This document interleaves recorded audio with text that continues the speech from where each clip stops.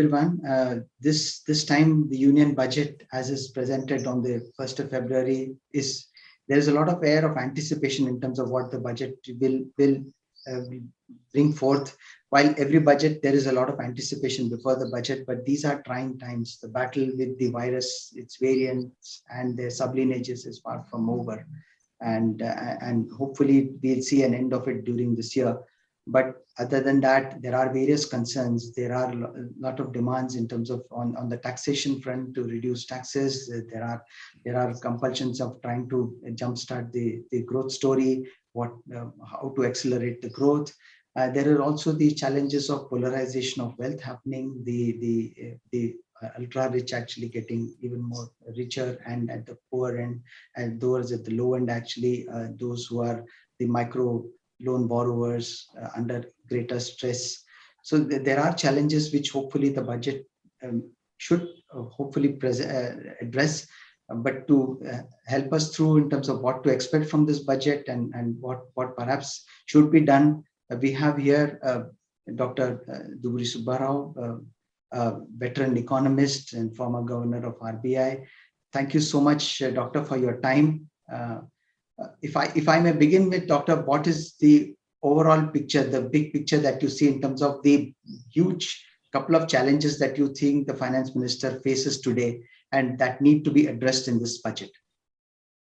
Well, the big picture for this budget, as it is for every other budget, is to accelerate the growth rate and convert that growth to incomes and jobs for the poor. But let me put that in the context of this budget particularly. The economy is expected to expand by 9.2% this year. Coming on a contraction of 7.3% last year, that is certainly cause for relief, but not for any celebration. Many people have done the arithmetic to say that if indeed the economy grows at 9.2% this year, the output will be equal to the output 2 years ago before the pandemic hit us. I believe that's a wrong comparison. The right comparison should be, what will be the output this year compared to what it would have been in the absence of the pandemic? The answer to that question is that this year the output is still going to be 6 percentage points below the pre-pandemic part, which means that there has been a loss of income which will take many, many years to bridge. And the burden of this loss of income has been borne entirely by the bottom half of the population. The poor people have been hit much, much more by the pandemic than the rich people. So the challenge for the finance minister, the big challenge for the finance minister in this budget is to accelerate the growth rate, but that is not sufficient, but convert that growth to jobs and incomes for the poor people. Anything that you think the budget can do on three crucial fronts? One is on the job creation front. Second issue that you touched upon a bit on the polarization of wealth. What is it that the instrument of budget could do to address this problem? And the third is specifics that you think can be done on the accelerating the growth. Okay, thank you. On reducing inequality and creating jobs that are interrelated. The increase in inequality is by far the deepest scar that the pandemic is going to leave behind. That's happened because poor people have lost their jobs, lost their purchasing power, lost their income, lost their savings. So if you create jobs, you're going to bridge that inequality. How do you create jobs? Now let's put this in some context. Unemployment was a big, big problem even before the pandemic hit us.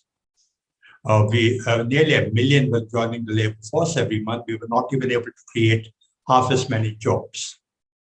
That problem had become much, much worse as a consequence of the pandemic because the informal sector was hit by the crisis and millions of jobs have been lost in the informal sector. Some estimates say that 10 million jobs have been lost. So creating jobs should be the priority in this budget.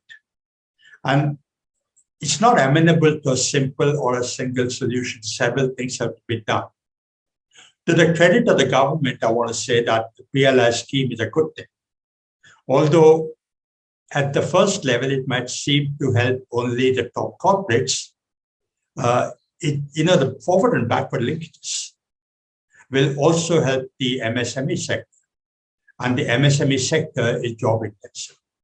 So they must push the PLI scheme further, because there are indications that the PLI scheme is still not cost effective for potential investors.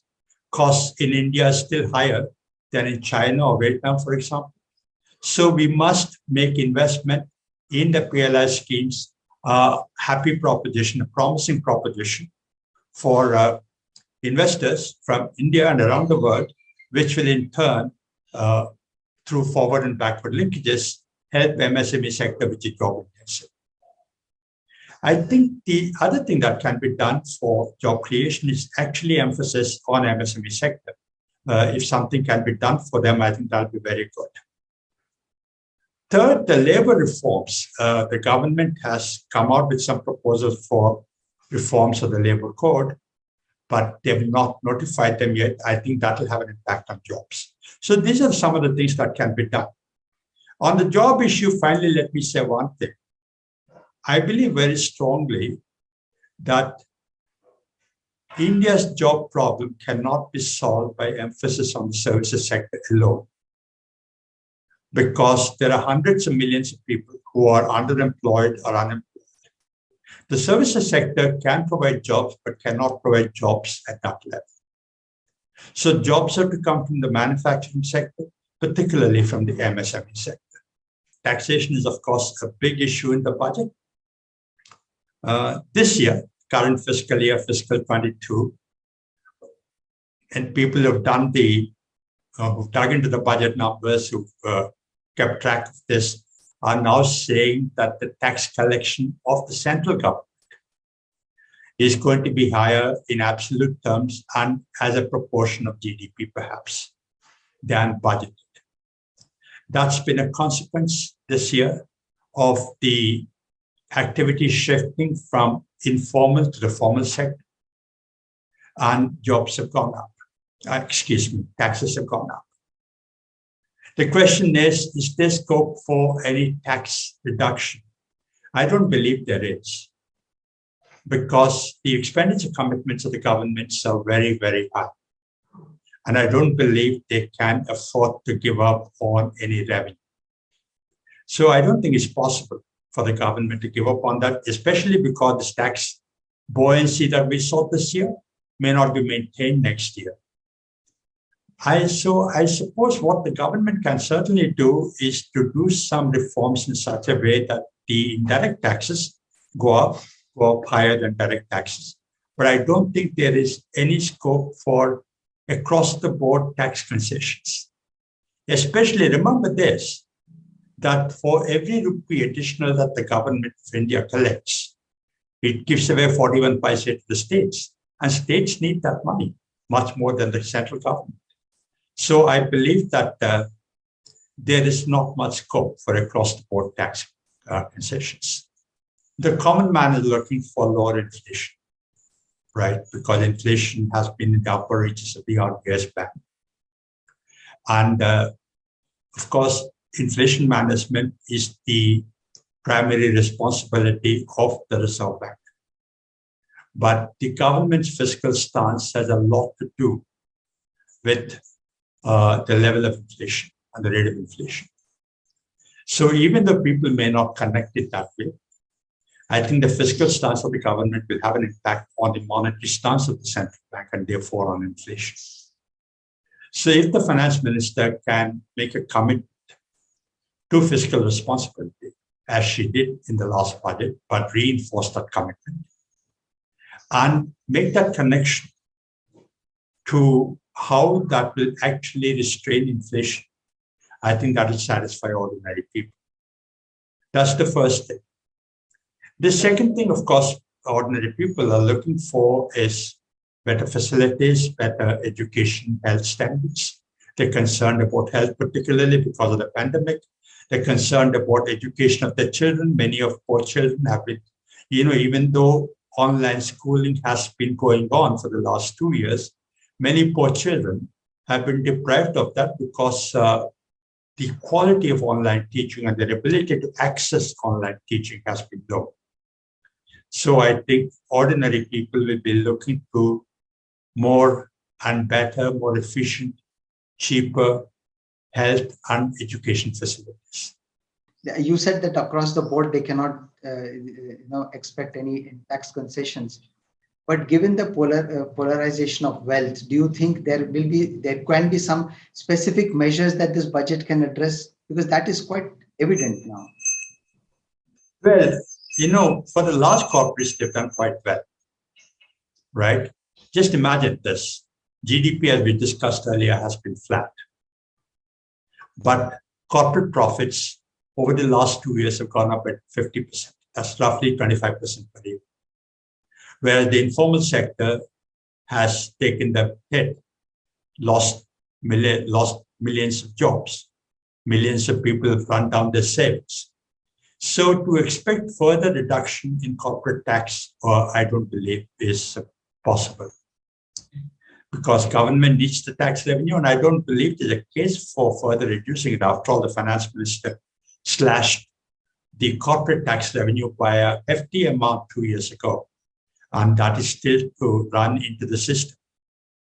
So industry should expect a commitment from the government, both the government of India, the central government, and the state governments, about making the process of investment a happier proposition. Ease of doing business has gone into some controversy on the World Bank side, but ease of doing business is still a very, very important thing. And as I said earlier in this conversation, many of these people who are coming, foreign investors, who are coming to invest in India, are coming under the PLI scheme, attracted by the PLI scheme. But the costs of manufacturing in India, even after taking into account the PLI benefits, is still higher for them than it is in Vietnam or China, for example. Therefore, I believe that it's very important that the government focus on improving the ease of doing business. Given that there are various challenges which the finance minister has today, given the fiscal situation, do you think what options does she have to address the fiscal challenge that we have in terms of raising the revenues? Because what options are there? What could she be looking at if there is the? Yeah, I'm glad you asked that question, because as I've said elsewhere, in making budgets, finance ministers are locked into an impossible trinity. They're asked to increase spending, but at the same time, they are enjoined not to increase borrowing or increase taxes. It's not possible to adhere to all three commandments. Something has to be vague. In the last budget, the finance minister decided that she's going to opt for a slower than expected fiscal consolidation, opting to go to 4.5% of GDP of fiscal deficit by 25-26. That's 5 years from last year, 4 years from today. So she's bought more fiscal space. And I think it's very important that the finance minister stays within that space that she bought for herself. And in order to stay within that, she can borrow a little more than fiscal deficit has to come down. So the borrowing in absolute terms might be about the same amount as last year. Taxes might go up because the growth next year will be higher, perhaps. Expenditure commitments will be high. So taking all this into account, tax buoyancy, expenditure commitments, especially on infrastructure, on health and education, and the need to maintain commitment to fiscal responsibility, I think the finance minister should make a statement about remaining committed. And I think she should also come out with a glide path to reaching the 4.5% fiscal deficit by 25-26, because that will add credibility to the commitment she has given. I would think that the budget should deliver a very strong message about jobs. because I think that is by far the biggest problem of the economy. It's been a big problem. It's become a bigger problem. And if the finance minister can weave the budget into the overall framework of how this is going to create jobs, not just this year, but long into the future, I think that will be a remarkable commitment and a remarkable achievement of the budget. So the focus should be, among other things, specifically on job creation, as you're saying. So I would say accelerate the growth rate and translate that growth to job creation. Improve the PLI scheme. Focus on MSME sector. Labor reforms are very important. Exports are very important for job creation. So focus on that. You know, tariffs have been high. This government has raised tariffs. So bring them down so that exports go up and export opportunities create job opportunities. So thank you so much for your time, Doctor. It's been really nice listening to you, and hopefully there'll be some of this we'll get to see in the budget. Thank you very much.